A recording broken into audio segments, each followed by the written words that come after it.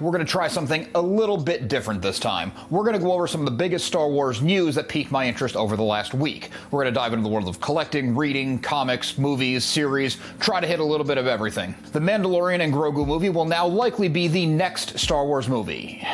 Look, I'm all for this movie. Favreau and Filoni have been doing some great work, but how many times have we gotten the announcement that a certain project is the next movie? The Rey movie, Rogue Squadron, I don't even pay attention anymore since these announcements mean nothing at this point. It's just a way for these companies to get the internet to talk about them for a week or so, and I guess it's working because here I am talking about them. And this is by no means singling out Lucasfilm or even Disney.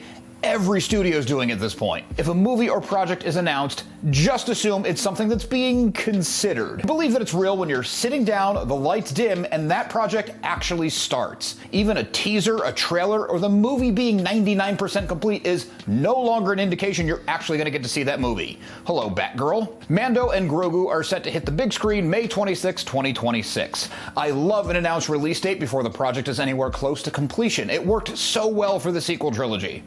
Okay, news, right, I'm going off on tangents already.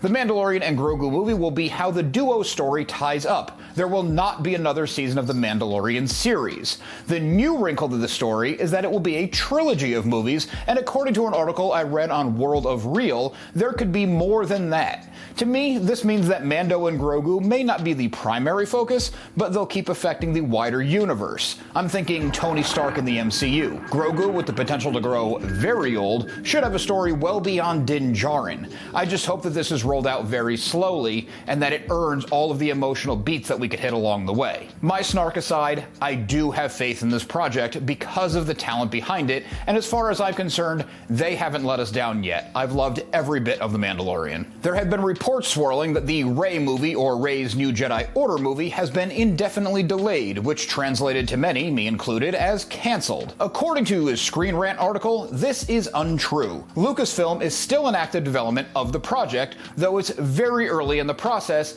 and the release order was changed. Mando and Grogu before Rey. Nothing more complicated than that. This movie is supposed to see Rey establishing the new Jedi Order. I think that's jumping the gun on Rey's story. There's far too much opportunity to make Rey a more grounded and relatable character, winning over more of the Star Wars fans who didn't click with her in the sequels. I'm writing my own pitch for a Rey movie that will be up later this month. I am looking forward to more from Rey if handled properly. Moving on to the world of collecting. LEGO released a Jabba sail barge UCS set, and for the uninitiated, which was me until I read the story on comicbook.com, UCS are the ultimate collector's series. Massive sets with a lot of detail and a hefty price tag.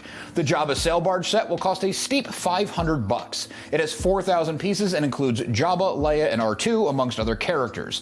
This release is also to celebrate 25 years of the LEGO Star Wars collaboration. There will be other releases and exclusive offers for the anniversary. When I first read $500, this struck me as, holy crap, people are spending $500 on LEGO sets. Then I looked at the wall in my office, which is full of Sideshow collectibles, and if you know anything about Hot Toys Sideshow, lesser degree Iron Studios, they're not exactly cheap, so to each their own. In the world of gaming, Star Wars Outlaws has been a very big topic of conversation. Unfortunately, not in any ways that I was hoping for when the game was getting close to release. I was really excited to pick up this game, but a massive project outside of YouTube got in the way of any gaming time, or free time at all for that matter. It looks like that may have been a blessing in disguise for me. From what I gather, the game is plagued with issues and reception has been less than ideal, to say the least. I'm still curious about the game despite hearing a lot of really bad press. This month is going to see a lot of patching from Ubisoft, and with, we'll call it Life Day around the corner, there could be some massive price cuts as the game launched at about 20% of what was expected to do business-wise. I'm gonna grab it on a good sale and hope for the best. Moving on to reading. October is Star Wars Reads Month, a month set aside to encourage reading the extra stories in the Star Wars universe. While this initiative is geared to younger fans in an effort to cultivate future fans, it's a good excuse for older fans to jump on the bandwagon as well. There are a lot of great Star Wars stories in canon and legends. If you're new to Star Wars books, I'd recommend Star Wars Aftermath, an early canon novel that takes place soon after the destruction of the second Death Star. It's the first in a trilogy, and I really enjoyed the whole thing. For a Legends recommendation, I'm going to go with Darth Maul Shadowhunter.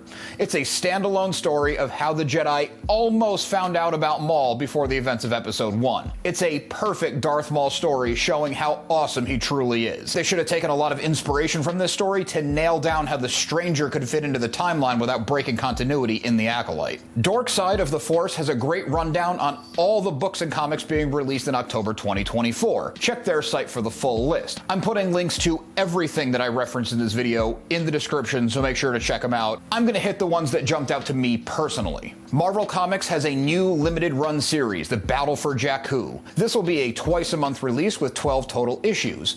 I want to cover this on the channel, but I'm debating waiting for the whole thing to wrap up to consume the whole story at once. I have a really hard time keeping up with stories 20 pages at a time. The week of this recording, October 7th, there's a reference book coming out that I'm gonna have to get my hands on. The Secrets of Clone Troopers by Mark Sumerak. This book should provide a ton of insight into the world of clones, spawning a ton of videos and lore for the channel. Ahsoka issue 4 is coming, which makes me want to grab it along with issues 1 through 3 so I can catch up. Ahsoka is one of my favorite characters, literally top 5 Star Wars characters for me. Mace Windu Glass Abyss is released on October 15th. The publisher summary reads, "The Jedi are reeling from Qui-Gon Jinn's death at the hands of a Sith. Jedi Master Mace Windu's feelings about Qui-Gon have always been complicated and have not been made any simpler in death. While they often disagreed, Mace valued Qui-Gon's unique perspective, and their shared dedication to the Force made them allies. Without Qui-Gon and his unorthodox views, Mace feels out of balance." While considering his fallen friend's legacy, Mace is surprised to receive a final message from Qui-Gon, marked to be delivered to Mace in the event of Qui-Gon's death. The message contains a last request, a plea to help the Outer Rim planet Metagos, or Metagos. This description sounds pretty cool to me. It's also giving me nostalgia for Shatterpoint, a cool Windu novel that is now Legends. It gave me a better understanding of Mace Windu as a character. As much as I love Samuel L. Jackson, Mace Windu in the movies always seemed a little too gruff and angry for a centered Jedi Master. There's also a Phantom Menace 25th anniversary reference book launching at the end of the month. It's a Titan magazine release who did fantastic with the Return of the Jedi book they were kind enough to send a review copy of earlier this year. Check the channel for that review. I'm sure there's going to be a lot of cool stuff in there. This should have been released in May when the hype was all about Episode 1. I gotta bring things down a little bit and get real. This is something I didn't really want to talk about on the channel. I'm just a small guy in this world of YouTube. I'm the new kid on the block. This doesn't really affect me, but just the wider implications, I'm tired of hearing about it, and some people have reached out and asked me directly. I appreciate anyone who reaches out, and I always want to cover questions that are asked on the channel. There's been a lot of drama going on in the world of Star Wars behind the scenes. I don't want to go too deep into the weeds on this stuff. I'm trying to choose my words very carefully because I don't want to play in these dirty waters. I don't use social media because of stuff like this. I'll post some shorts for my channel, but really that's in the interest of getting people here to the main thing so we can talk about this franchise we all love. I'm tired of everything being politicized, pushing an agenda, or accusing people of heinous, unfounded things. I'm sorry for anyone who put a lot of work on any project and receives personal attacks because of it. No one deserves that, but attacking back at people who also don't deserve it just stokes the flames and feeds the trolls. I started this channel because Star Wars has always been a refuge for me my entire life. I want to focus on the aspects of it I like and escape into George Lucas's fantasy world. Not every last thing that's come out of it is my favorite thing ever. We can discuss those parts that didn't quite work so well and then move forward onto the stuff that we do like. I'm only talking about these issues, however briefly and shallowly, because people have asked and it's a big thing that needs to not become a trend. Okay, hopefully I don't have to talk about that kind of stuff again. This is a new type of segment for this channel. Let me know what you thought of it in the comments. Would you like me to do more news, more candid conversations, more things off the cuff? The lore videos aren't going anywhere. I love that stuff, but what do you want? Do you want more things like this? Thanks, as always, for watching, and check out this video next to dive back into the lore.